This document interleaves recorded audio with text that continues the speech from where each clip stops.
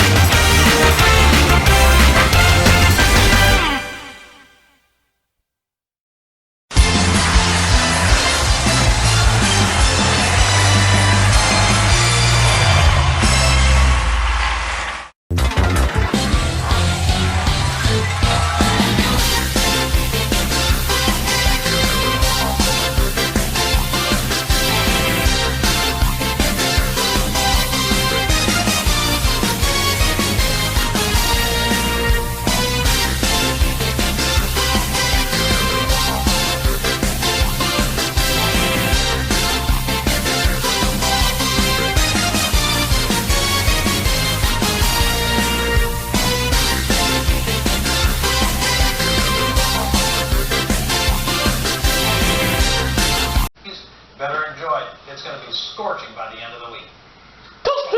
Remember, you can get the latest news and weather in the NBC Washington app. For now, we head back to the Today Show.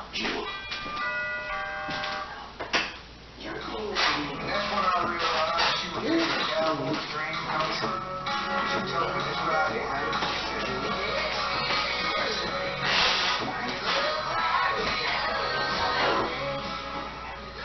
That is Riley Green singing the infectious 2024 hit You Look Like You Love Me with another breakout country star, Ella Langley. That song first became a phenomenon on social media and then on the charts where it reached #1. Green spent a decade or so on a patient, steady rise in Nashville before that hit and another with Langley made him one of the hottest acts in music.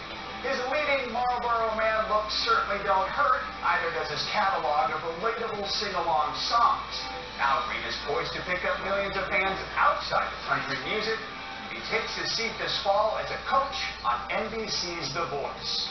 Willie got together with Riley the other day for a Sunday sing. Well, I wish you a good morning. Riley Green has hit his stride. But it's certainly a great time to be in country music. With a sold-out North American tour, a guest starring role on the Yellowstone spin-off Marshalls, Kind of fun trying to figure out where all the cowboys are going. Maybe you can back up that smart talk rock going into that 6th string. and a coveted seat as the newest coach on The Voice. Yeah, I can tell that it's just going on because I'm tired. Green's career caught fire a couple of years ago, thanks to a pair of catchy hit duets with Ella Langley.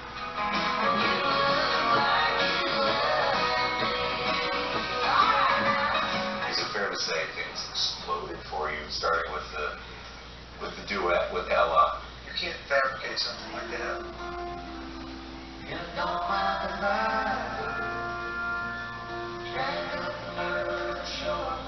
The moments that those songs had was a surprise to me. It was something to where fans really latched on to us. The songs, it helped that you had we had two big hit songs together. Really, they loved the story of us being from Alabama, being on tour together. We're singing together everywhere on the road for the better part of 2 years, and I think that had a lot to do with it. And I thought country music was specific to where I grew up. The 37-year-old was born and raised in Jacksonville, Alabama, the son of a construction worker. He played quarterback at hometown Jacksonville State University, with music just a hobby. I don't remember any point through high school, even college, thinking like I might have a music career. Really? No, and when I stopped playing ball in college, it was kind of sport construction, and I started playing in bars. I played cover shows at these bars, and somebody else would get up after me and they could sing circles around me. So the only thing I could do to set myself apart was to write, because nobody can write the exact story that I'm going to come up with. And when people started to tell me that this meant something to them, or that line reminded them of this, or whatever, that was when I kind of became passionate about it. Green built houses during the day and began to build a fan base while playing local gigs at night. I went from playing Loco Mix, which was about 80 to 100 people, for $150 a night to going and selling out at Iron City in Birmingham, which I'd seen Chris Stapleton play at. It was this big venue to me in my mind, 1,300 people. And is that just word of mouth? Is it social media? It's completely word of mouth. Word eventually made it to Nashville, where Green signed a record deal in 2018. His first #1 song came shortly after. There was this girl.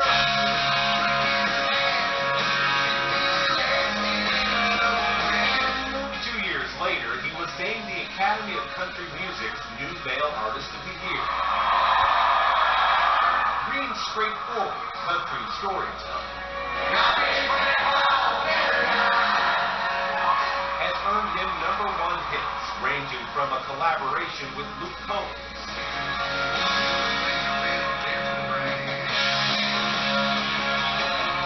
to the steamy ballad, Worst Way. I wrote a lot of love songs. There was a little risque love song too for country music. You know, we can't write dirty songs in country music, you know, so I was flirting a little bit there. And I remember thinking like, man, there's something cool about it, but I don't know. Now, Green is set to release his 4th album, That's Just Me. 19 tracks, most of which you wrote yourself. When you sit down to put an album together, how do you decide what it's going to sound like, what it's going to look like, and kind of what you want to say? Now that I'm a few albums in, like where I'm at in my career now, what's different, I always try to think about what got me here, you know, what types of songs and where I was mentally writing from, and make sure those songs are always on an album. You almost have to read the title 3 times to figure it out. It's called Think As You Drunk. You have to think about it there. It's easier to say when you're drunk. On one song, Green pays tribute to a personal music hero, the late Toby Keith. We did sit down to write a Toby Keith kind of song, so we sent it to his manager, and he played it for their family, and they loved the idea of him being a part of the song and having that little lane as good as I once was at the end. It's a very moving moment just to hear his voice again since he passed away a few years ago. Yeah, well, it's cool too because you've got something that, you know, it is a moment that'll kind of pull at you a little bit, but it's also in a moment that's very happy.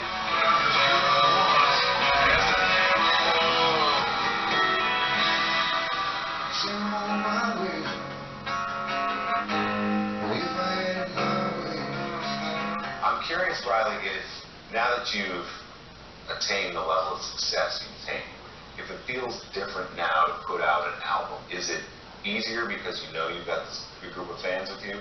Is it harder because the expectations are higher? It feels different. It's not an expectation thing though. There's not really more pressure now, especially not from fans. More people are finding me every day, so to make that circle bigger, you know, how do you do it? I'm able to put out music and grow something that's really been growing for the last 12 years.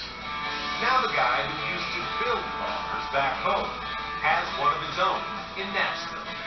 There's a lot of moments, especially when I go home. I remember one night playing Loco Mix, it closing at midnight, they kicked everybody out, and then I went and retiled the bathroom that night while it was closed. Come on. It was a lot of fun, but it was, I was still working, you know. So the opportunities I've got now are just things I never would have dreamed of. And the bar is probably the biggest one because, you know, there's a bar that I can go to and eat breakfast for free every morning. You know? Nobody can throw me out of it. I got a key to a bar. That's how you know you Never made to it. tile anything on there. Riley's upcoming album, That's Just Me, comes out on September 18th. You can see him on tour right now, or just catch him hanging out at his bar, Riley Green's Duck Line in Nashville. Our thanks to Freeman's Restaurant in New York for hosting Willie and Riley. Don't forget to subscribe to the Sunday Sit Down podcast to hear Willie's full extended interview with Riley Green, including Blake Shelton's advice to him for coaching on The Voice, and the special seating arrangement they've made for Riley's cowboy hat. You can find our conversation wherever you get your podcasts. And you can now watch that extended interview by subscribing to NBC News. Scan the QR code to check it out on the app or online. And next week, over the 4th of July weekend, catch Willie's conversation with one of the founding fathers, Leslie Odom Jr., as he prepares to get back into character as Aaron Burr in London's West End production of the Broadway phenomenon Hamilton. Leslie Odom Jr. next week on Sunday Today. Let's turn now and get another quick check of your local Sunday weather. Good morning, everybody. I'm Stroking Forward, meteorologist Chuck O. Very humid outside, cloudy, raindrops moving through the region as well. We'll take the rain even though it's on a weekend. Temperatures are in the low 70s now. Highest rain chances will be in the first part of the day. I'm optimistic it should be drying out later this afternoon. None too hot today with a high of 82. But for those of you that have been waiting for it to be really hot, your wait will be ending on Wednesday, and we're likely to be crushing records on Thursday and Friday. Ahead on Sunday Today are highs and lows of the week, including Elmo, just trying to make sure everyone stays friends as he chooses a side in this year's World Cup. Why he's going out of his way to root for Team USA. But up next, actor Morgan Freeman on his deep love of the blues, why he feels the music tells such a powerful story. It's all coming up when Sunday Today comes right back.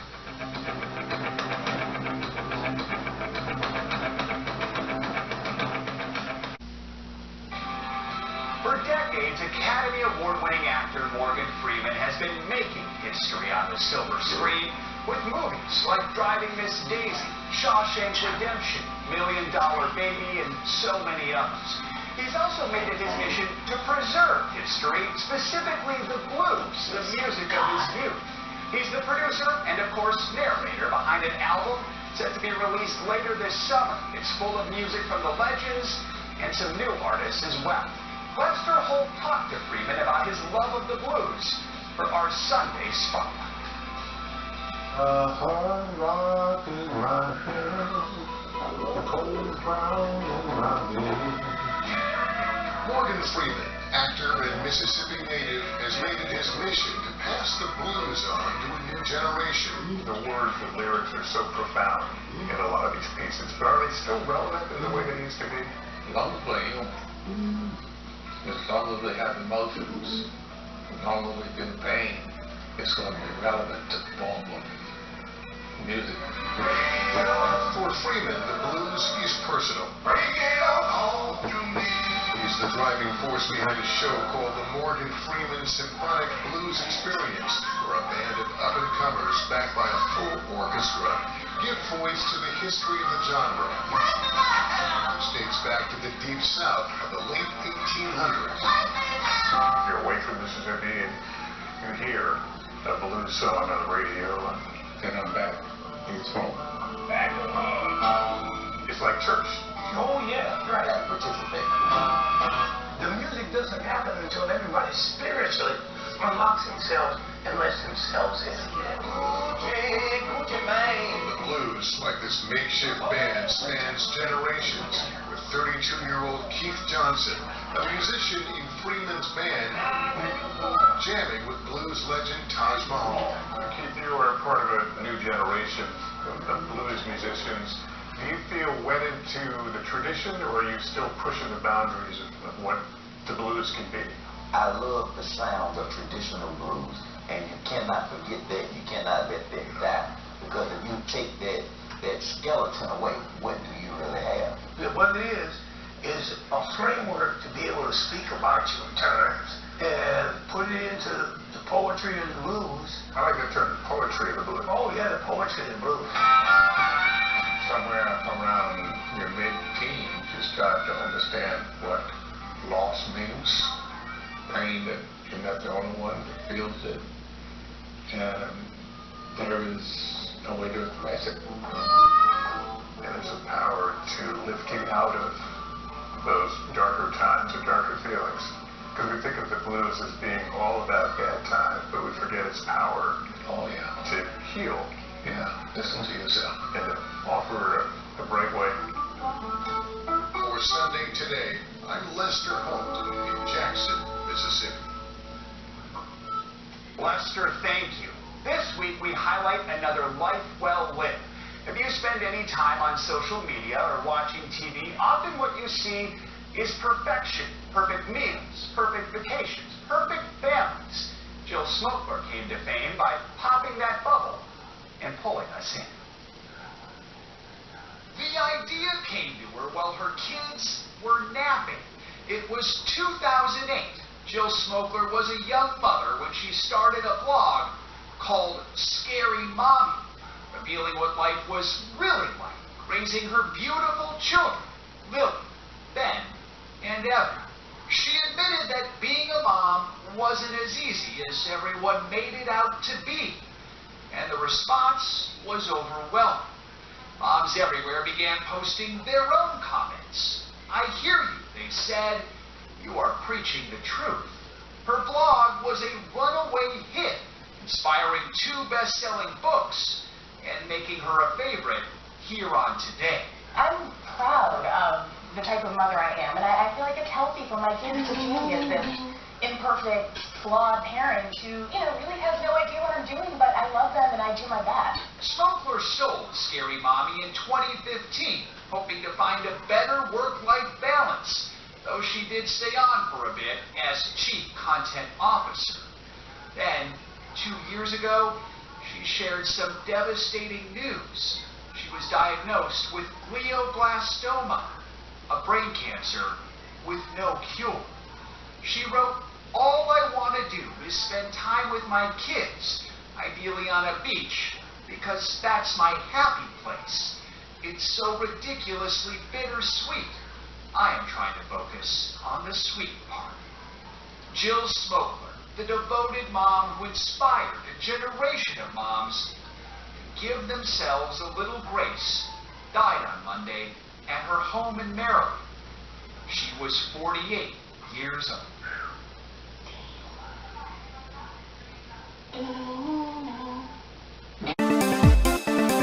I'm the master reptile.